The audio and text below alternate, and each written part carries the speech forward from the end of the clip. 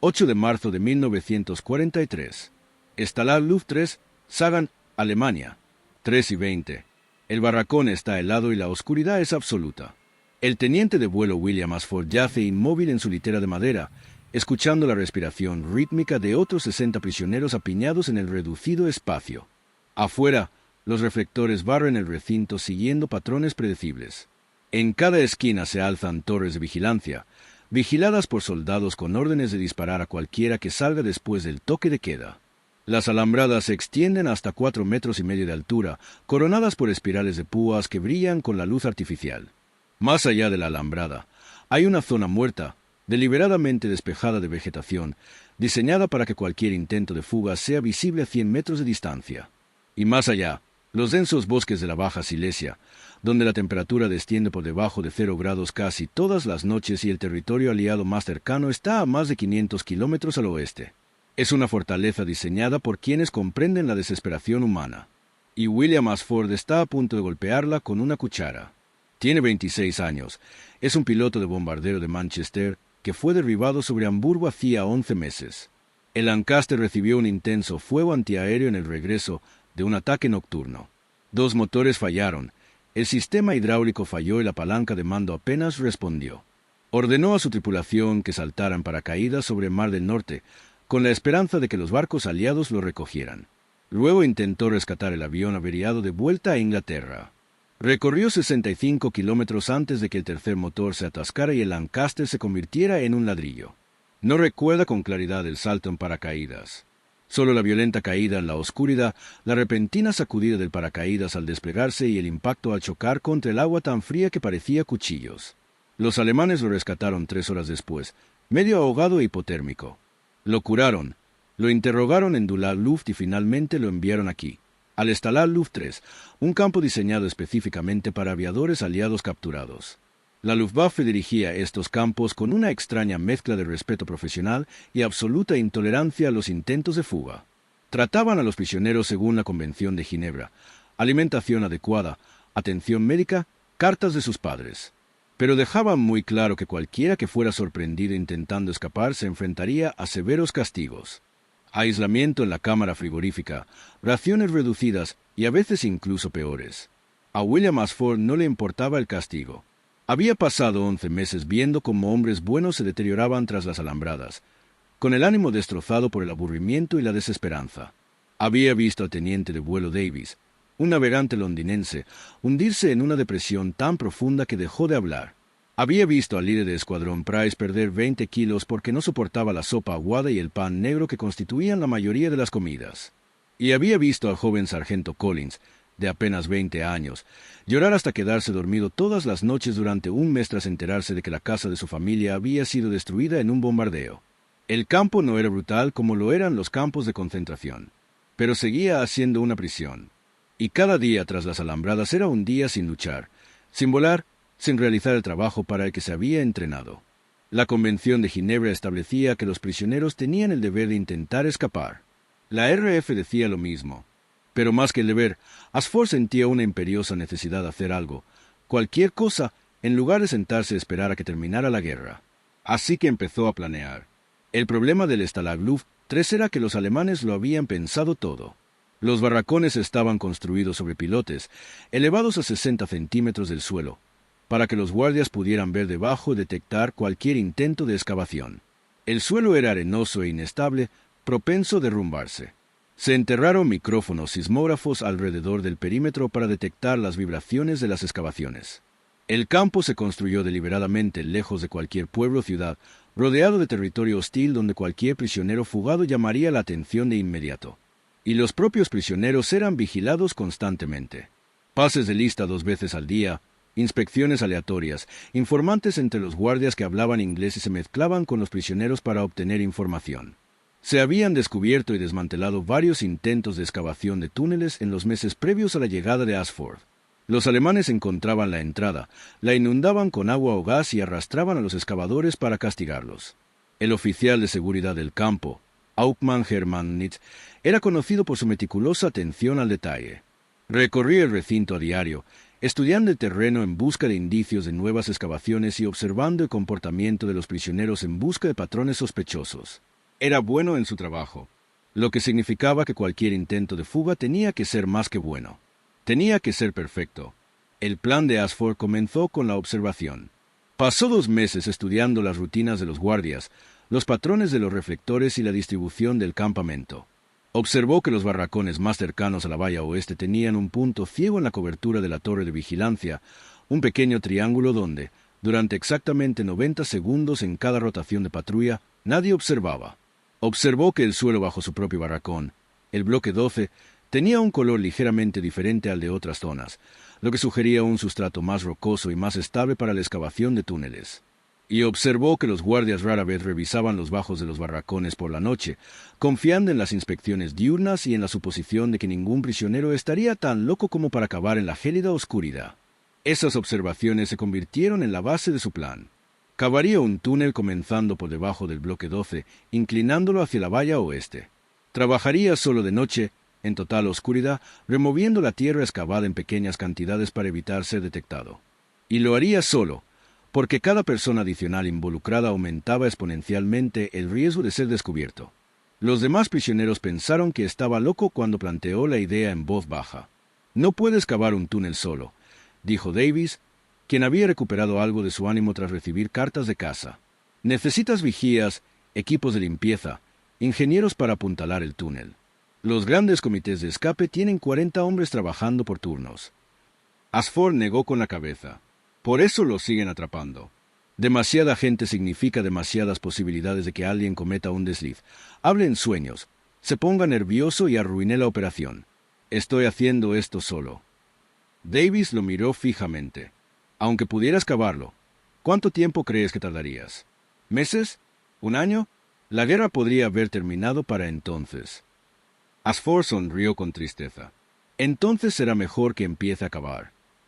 El primer desafío fueron las herramientas. Los alemanes confiscaron cualquier cosa que pudiera usarse para cavar o cortar. El metal estaba estrictamente controlado, inventariado y revisado regularmente. Pero no podían confiscarlo todo. Ashford había conseguido embolsarse una cuchara del comedor 3 semanas antes, ocultándola en la costura de su chaqueta durante un registro aleatorio. Era una lata común y corriente, ligeramente doblada, con el mango desgastado por el uso. No era una gran herramienta, pero en manos expertas, incluso la herramienta más básica podía lograr cosas extraordinarias. Ashford se había criado en los barrios industriales de Manchester, donde su padre trabajaba como albañil. Pasó los veranos de su infancia ayudando en obras de construcción, aprendiendo cómo encajaban el mortero y la piedra, a interpretar la composición del suelo y a mover la tierra eficientemente. Ese conocimiento práctico, combinado con la capacidad de un piloto para pensar en 3 dimensiones y calcular ángulos instintivamente, lo hacía excepcionalmente apto para esta tarea imposible. Sabía evaluar la integridad estructural, sabía estimar distancias y profundidades, y sabía trabajar con paciencia y precisión, de la misma manera que había aprendido a volar un bombardero pesado en medio del fuego antiaéreo y la oscuridad. La noche del 8 de marzo comienza. Espera hasta las 3, cuando el campamento está en su punto más silencioso y los guardias más fatigados. Entonces se desliza silenciosamente de su litera, moviéndose con la cuidadosa lentitud de quien entiende que la velocidad crea ruido. Los demás prisioneros duermen o fingen estarlo. Algunos saben lo que intenta. La mayoría no. Ha mantenido el círculo de conocimiento deliberadamente reducido. Davis lo sabe. El líder de escuadrón, Harper, lo sabe. Algunos más. Pero la mayoría de los ocupantes del bloque 12 no tienen ni idea de que bajo sus pies un hombre está a punto de abrirse camino hacia la libertad con una cuchara robada. Ashford llega a la puerta del barracón y se detiene. El guardia de patrulla pasó hace 3 minutos. Según sus cuentas, tiene 7 minutos antes del siguiente paso. Tiempo suficiente para deslizarse bajo el barracón y comenzar. Abre la puerta con cuidado, agradecido de que uno de los otros prisioneros haya engrasado las bisagras semanas atrás como parte del mantenimiento general. El aire frío de la noche lo golpea como un puñetazo. Solo lleva puesto su fino uniforme de prisión, inadecuado para el frío de marzo. Pero no puede arriesgarse a que la ropa extra haga ruido o le restrinja el movimiento. Simplemente tendrá que trabajar con la suficiente rapidez para mantenerse caliente. Se deja caer al suelo y rueda bajo el barracón. El espacio es estrecho, apenas 60 centímetros de distancia entre la tierra congelada y las tablas de madera del suelo. Huele a tierra húmeda y madera vieja. La oscuridad es total. No puede ver sus propias manos. Bien, eso significa que los guardias tampoco pueden verlo. Llega al punto que había identificado durante sus observaciones anteriores, una sección cerca de la esquina noroeste donde el terreno desciende ligeramente. Saca la cuchara del bolsillo y empieza a cavar. Los primeros rasguños de metal contra la tierra congelada producen un sonido que parece imposiblemente fuerte en el silencio. Se congela escuchando. Nada, ningún grito, ningún paso corriendo. Solo el sonido distante del viento a través de las alambradas. Continúa, clavando la cuchara en la tierra con movimientos lentos y deliberados. Raspar, levantar, depositar. Raspar, levantar, depositar. El ritmo es hipnótico, meditativo. Después de 10 minutos, ha excavado una depresión de aproximadamente 15 centímetros de profundidad y 20 de ancho. No es mucho, pero es un comienzo. Trabaja durante 45 minutos antes de retirarse a su litera. Tiene frío, las manos entumecidas y sangrando por agarrar la cuchara en el frío. Pero avanzado. Un pequeño agujero, fácil de disimular con tierra suelta y escombros. Mañana por la noche, cavará más profundo. Y la noche siguiente. Y la noche siguiente. Todo el tiempo que sea necesario. Porque la alternativa es sentarse tras una alambrada y perder la cabeza lentamente como tantos otros. Y William Ashford preferiría morir intentando escapar que vivir otro año como prisionero viendo pasar la guerra. El túnel crece a un ritmo vertiginoso. Cada noche, Ashford se arrastra bajo el barracón y excava todo lo que se atreve, normalmente entre 45 minutos y 1 hora. La cuchara es una herramienta pésima para excavar. Se dobla después de la primera semana, y tiene que moldearla cuidadosamente contra una piedra para mantener el borde curvo. El mango se fractura por tensión. El cuenco se desgasta por el roce constante contra las rocas y la arcilla congelada. Pero no se rompe. Todavía no. Lo trata con una reverencia casi religiosa, entendiendo que si la cuchara falla, toda la operación fracasa. No hay reemplazos. Los alemanes han reforzado la seguridad tras descubrir otro intento de túnel en el bloque 8. Los guardias están más vigilantes ahora, realizando inspecciones sorpresa en plena noche. Pero Ashford lo tenía previsto. Programa sus sesiones de excavación para que coincidan con las horas más frías, cuando es menos probable que los guardias salgan de sus puestos con calefacción para realizar inspecciones aleatorias. Y ha desarrollado un sexto sentido para las patrullas que se acercan, una sutil percepción de pasos y voces que le permite congelarse y mimetizarse con la oscuridad debajo de los barracones. La tierra excavada es el segundo gran desafío. Cada cucharada de tierra que extrae debe desecharse sin ser detectado. Los alemanes saben que la excavación produce grandes cantidades de tierra desplazada y buscan indicios de tierra fresca en lugares inusuales. La tierra arenosa amarilla contra la superficie gris del terreno es un claro indicio. Así que Ashford adapta una técnica que había leído en novelas de aventuras de niño. Crea una serie de pequeñas bolsas cosidas al forro de sus pantalones y chaqueta, cada una con capacidad para aproximadamente medio kilo de tierra. Durante el día, recorre el terreno siguiendo un patrón aparentemente aleatorio, liberando gradualmente pequeñas cantidades de tierra a través de agujeros cuidadosamente colocados en las bolsas. La tierra se esparce por el terreno ya removido del patio de ejercicios, mezclándose con la tierra existente y volviéndose invisible. Es un proceso minuciosamente lento. Algunas noches no puede cavar en absoluto porque aún no ha eliminado la excavación de la noche anterior. Pero más vale lento e invisible que rápido y descubierto. Hauptmann Lemnitz pasa junto a él 3 veces durante el primer mes, sin sospechar nunca que el delgado piloto inglés que camina sin rumbo por el recinto lleva kilos de tierra del túnel en su ropa. A finales de abril, el túnel había avanzado 2 metros en horizontal y 1 metro en profundidad. Ashford ha desarrollado una técnica para trabajar en ese espacio reducido. Cava boca abajo, usando la cuchara para raspar la tierra y luego empujándola hacia atrás entre las piernas. Tras él, compacta la tierra excavada en pequeños huecos y grietas bajo el barracón, creando un espacio de almacenamiento temporal del que puede recuperarla más tarde para desecharla. Es un trabajo agotador. Le duelen los hombros constantemente por el ángulo incómodo. Tiene las manos permanentemente cortadas y magulladas. Ha perdido peso porque el esfuerzo físico quema calorías más rápido de lo que las raciones de la prisión pueden reponerlas. Pero está progresando. Y el progreso, por lento que sea, lo es. Todo. Davis lo controla durante sus sesiones diarias de ejercicio, hablando en voz baja mientras recorren el perímetro. «Te ves fatal», dice Davis sin rodeos. «¿Cuándo fue la última vez que dormiste más de 3 horas?» Asford se encoge de hombros.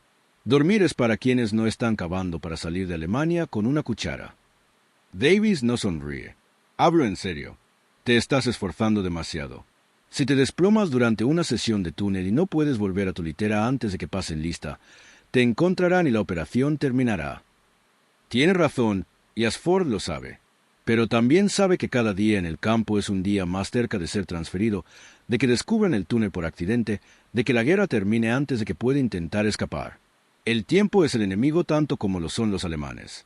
Para junio, el túnel alcanza los 4,5 metros de longitud y desciende en un ángulo constante hasta una profundidad de 2 metros. Esto es deliberado.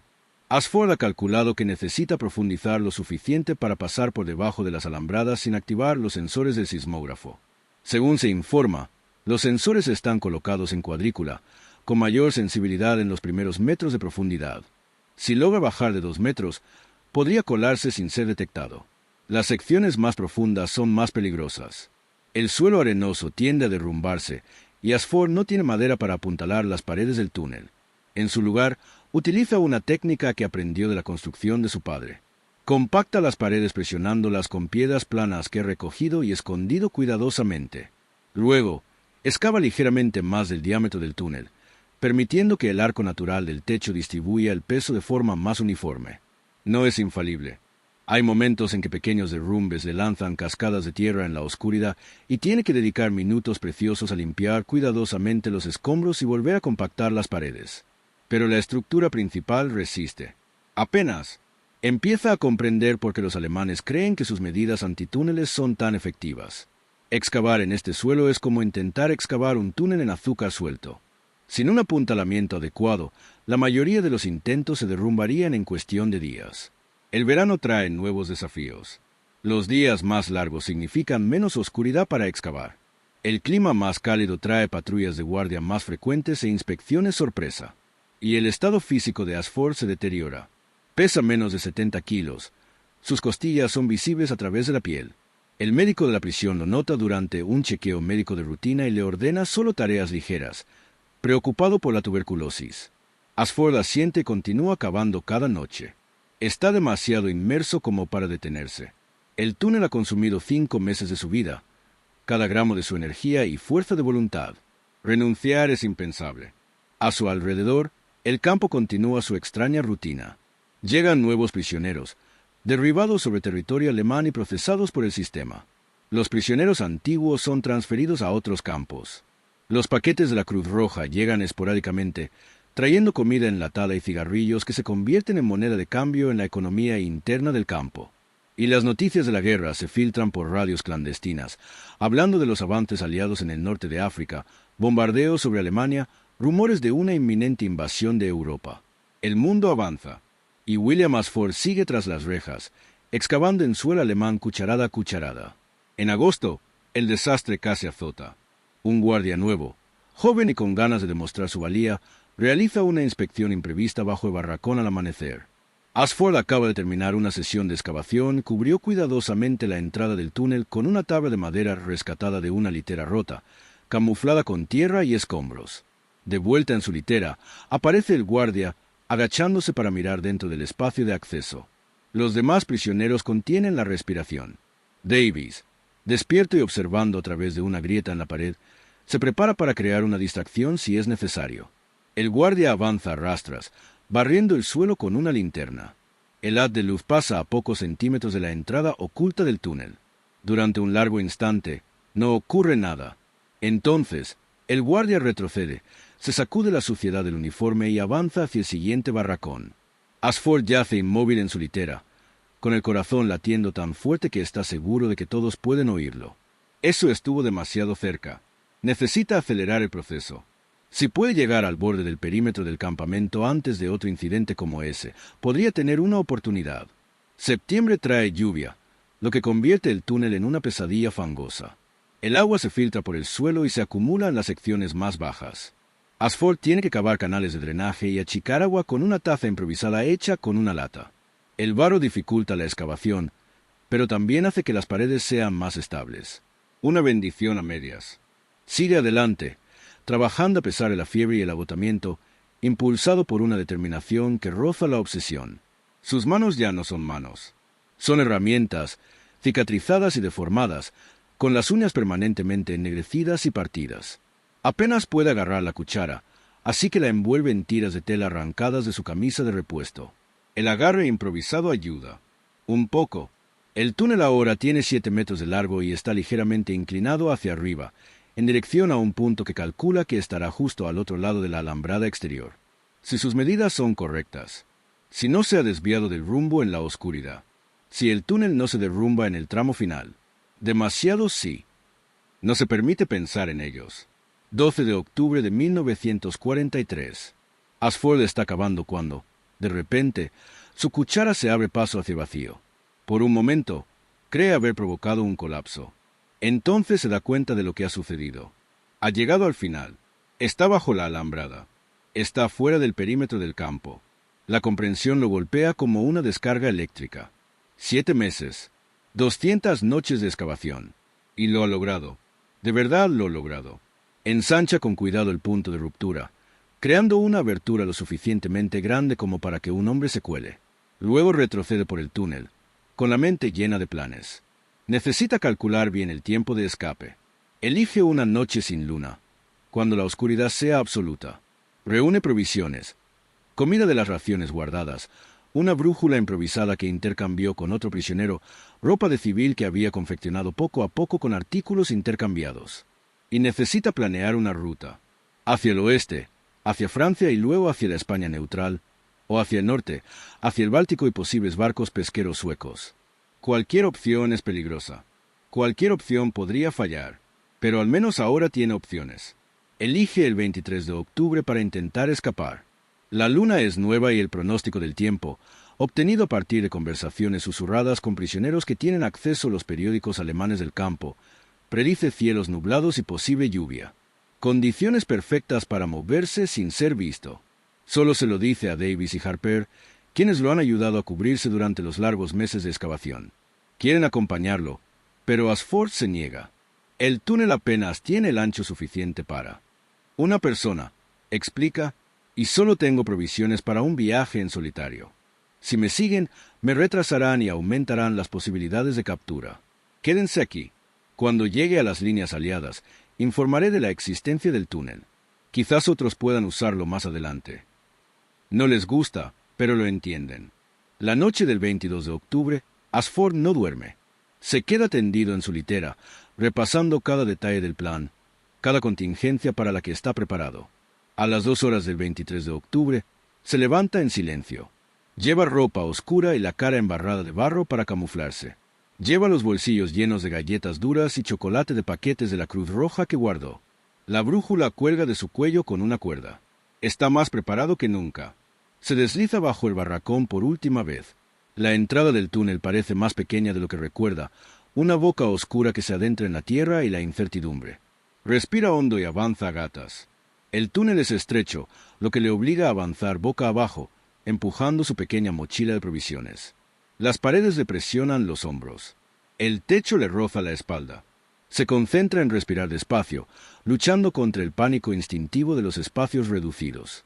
10 metros. Eso es todo. 10 metros de túnel y luego la libertad. Avanza poco a poco. 3 metros. 6. El aire es viciado y denso. Sus manos encuentran la salida. Se detiene, escuchando. No hay ruido de guardias, ni pasos, solo el susurro del viento en terreno abierto. Se abre paso, emergiendo en una depresión poco profunda justo al otro lado de la valla exterior. El campamento yace a sus espaldas, los reflectores barren el alambre vacío.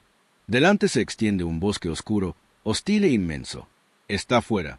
Después de 7 meses de cavar con una cuchara robada, William Ashford está fuera del alambre. Ahora viene la parte difícil. Se mueve rápido pero con cuidado, manteniéndose agachado, usando cada escondite.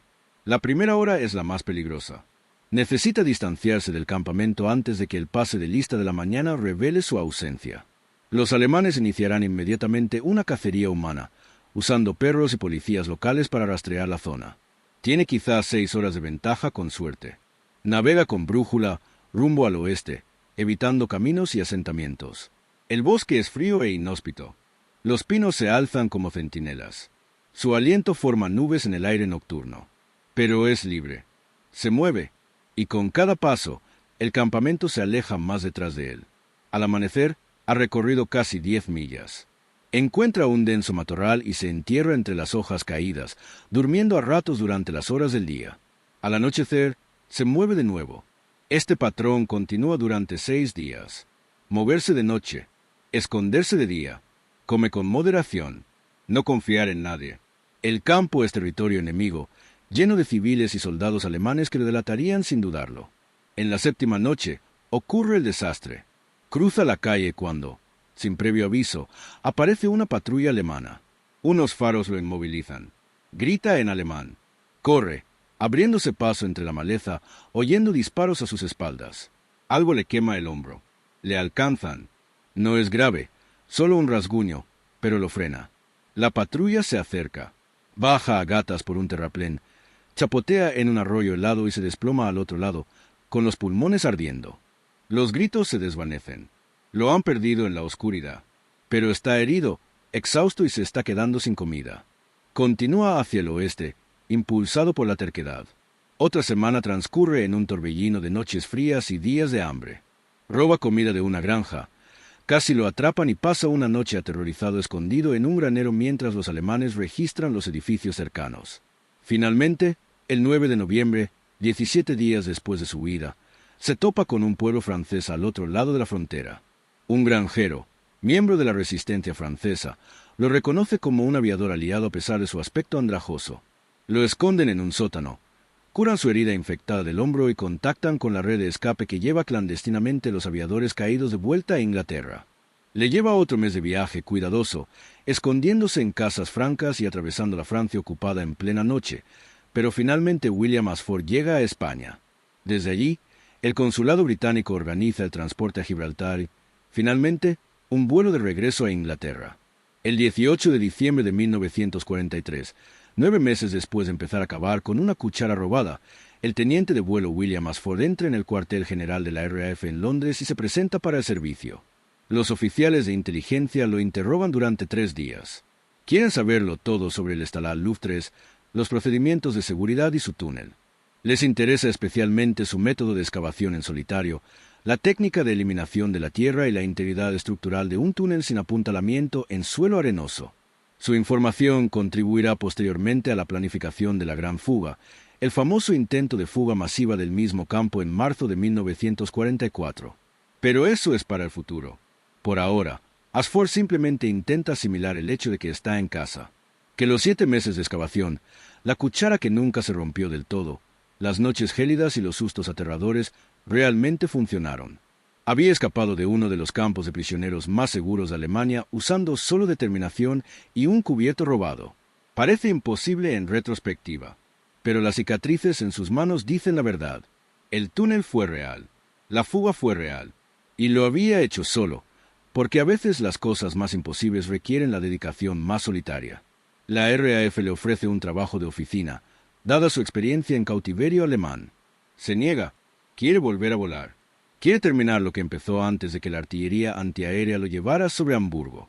Lo asignan a un escuadrón Pathfinder, las unidades de élite que marcan objetivos para el flujo principal de bombarderos. Es un trabajo peligroso, posiblemente más peligroso que su destino original. Pero William Ashford ya se ha enfrentado al peligro en su forma más pura, solo en un túnel bajo alambradas alemanas, y ha salido airoso. Volar ya no le asusta. Nada lo hace. Completa 27 operaciones más antes del fin de la guerra, ganando la Cruz de Vuelo Distinguido por su escape y su posterior historial de combate. Pero nunca olvida el túnel. Nunca olvida el peso de esa cuchara en su mano, el sonido del metal raspando la tierra congelada, el momento en que se abrió paso hacia la libertad. Tras la guerra, regresa a Manchester y se convierte en ingeniero civil, diseñando puentes y edificios. Sus colegas notan su talento especial para comprender la mecánica del suelo y la integridad estructural en condiciones difíciles. Nunca explica por qué. La cuchara, doblada y desgastada, reposa en su escritorio en un lugar de honor. La mayoría de quienes la ven asumen que es solo un recuerdo extraño. Solo William Ashford sabe la verdad.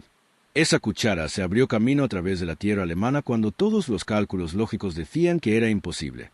Esa cuchara representó la esperanza en un lugar diseñado para aplastarla. Esa cuchara marcó la diferencia entre la aceptación pasiva y la resistencia activa. Y esa cuchara demostró que a veces las herramientas más sencillas, manejadas con suficiente determinación y habilidad, pueden lograr lo que los ejércitos y la tecnología no pueden. En 1973, un historiador que investigaba fugas de prisioneros de guerra contactó a Ashford para una entrevista. Al principio se mostró reacio, incómodo con la atención. Pero el historiador insistió y finalmente Ashford accedió. Se encontraron en un tranquilo pub de Manchester y Ashford le contó la historia. Toda la historia. Los 7 meses de excavación. Las manos sangrantes y las noches gélidas. El momento de abrirse paso hacia la libertad. La travesía de 17 días por territorio enemigo. El historiador escuchó, tomando notas, moviendo la cabeza de vez en cuando con incredulidad. ¿Por qué no reclutaron ayuda?, preguntó. Seguro que el trabajo habría sido más rápido con un equipo. Ashford sonrió levemente. ¿Más rápido? Sí, pero también más propenso al fracaso. Cada persona que involucras es otra oportunidad de descubrimiento, otra personalidad que podría quebrarse bajo presión. Confié en mí mismo. No podía confiarle eso a nadie más. No porque no fueran buenos hombres, sino porque el riesgo era demasiado alto. El historiador lo entendió. Así que elegiste la imposible ruta en solitario en lugar del meramente improbable esfuerzo en equipo. Ashford asiente. Elegí la ruta que me daba control sobre cada variable. Y tuve suerte. El túnel no se derrumbó. La cuchara no se rompió. Los guardias no me encontraron. A veces, la suerte importa tanto como la habilidad. El libro del historiador se publicó en 1975 y la fuga de Ashford ocupó un lugar destacado. Se convirtió en una nota al pie de la historia más amplia de la resistencia de los prisioneros de guerra durante la Segunda Guerra Mundial, eclipsada por fugas más famosas como la Gran Fuga del mismo campo. Pero quienes leyeron con atención comprendieron que lo que William Ashford logró fue, a su manera, más notable que los intentos masivos organizados. Lo hizo solo, con una cuchara, durante 7 meses de excavación solitaria en condiciones que deberían haber sido imposibles.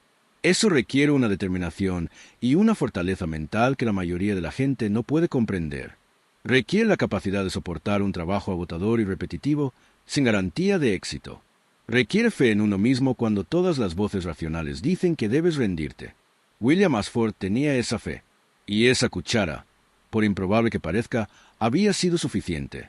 Falleció en 1989, a la edad de 72 años, rodeado de su familia. Su obituario menciona su distinguido servicio en la RAF y su exitosa carrera como ingeniero. Menciona brevemente su escape del Stalag Luft 3, pero no da más detalles. En su funeral, su nieto encuentra la cuchara doblada entre las pertenencias de su abuelo y le pregunta por ella. La esposa de Ashford cuenta la historia, quizás por última vez. El nieto sostiene la cuchara con cuidado, intentando imaginar cavar en la tierra y la oscuridad con una herramienta tan frágil. ¿Por qué la guardaste?, pregunta. Su abuela sonríe. Porque esa cuchara representaba algo en lo que tu abuelo creía profundamente. Que las limitaciones a menudo son ilusiones. Que las herramientas no importan tanto como la voluntad de usarlas. Y que a veces, cuando todo parece imposible, solo necesitas empezar a cavar y confiar en que encontrarás la salida.